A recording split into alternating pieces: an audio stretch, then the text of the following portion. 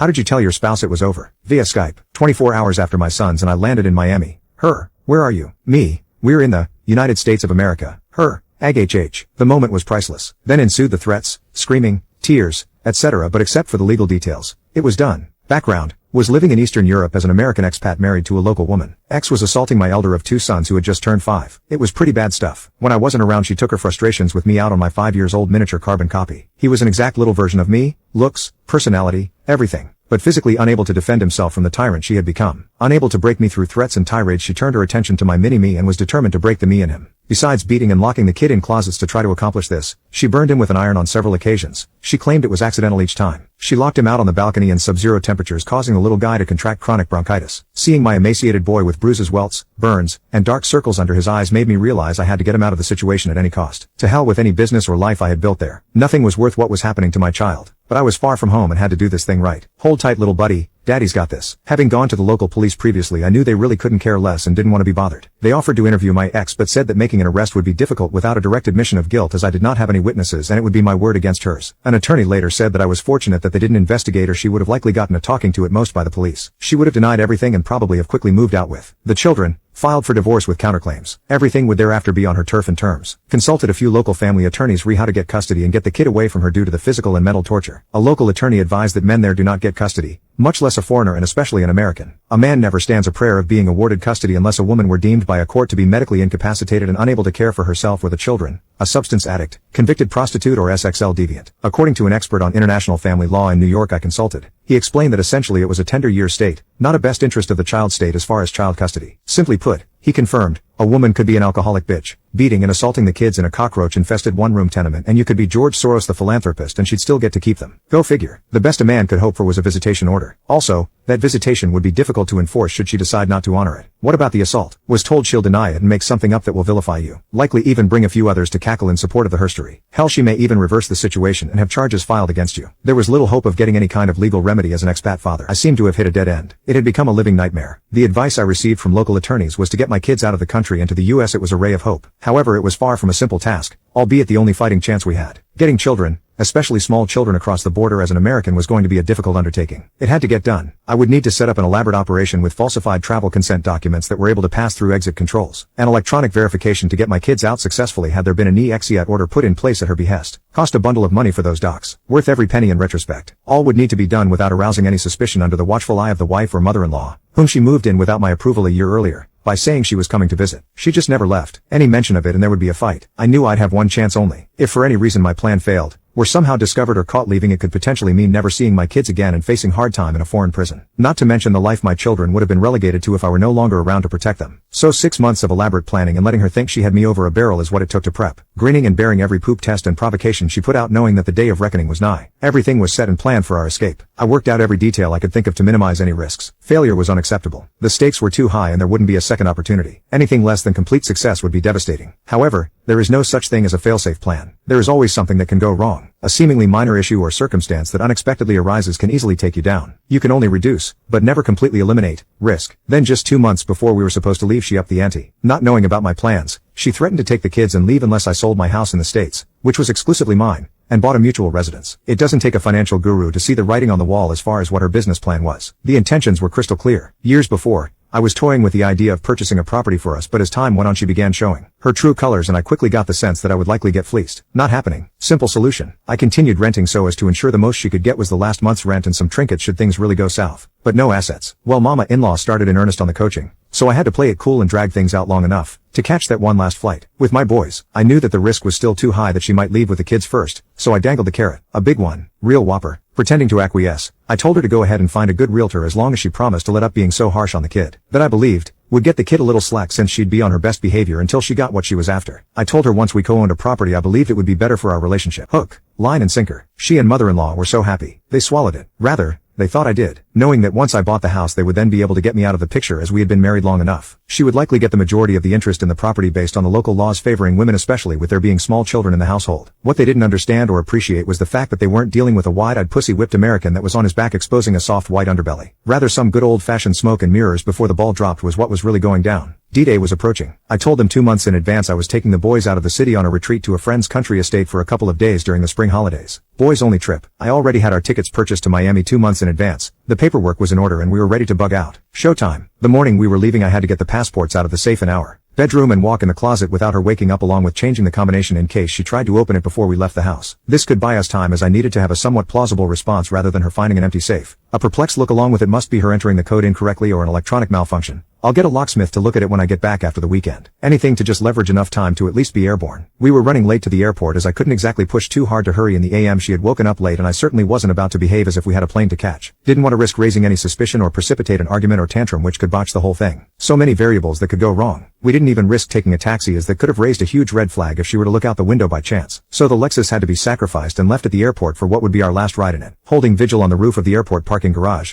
the car would remain a last vestige of our exodus for about a year, until alas the government finally removed and impounded it. We had fought through traffic and arrived at the check-in counter about 2 minutes before the flight was supposed to close. There was a slight flight delay so it turned out we were fine. Phew. Now came security and customs checkpoints to get on our flight. Although all of my paperwork was in order, having rehearsed many possible scenarios over and again, lines of questioning and answers prepped, outwardly appearing cool, calm and collected, my insides were like a bowl of jello on a roller coaster, thinking about possible stones left unturned. Deep breath. Following a visual scan of all of the customs agents, I chose a young woman mid to late 20s whom I spotted waving goodbye and smiling to a family leaving with small children. Perfect.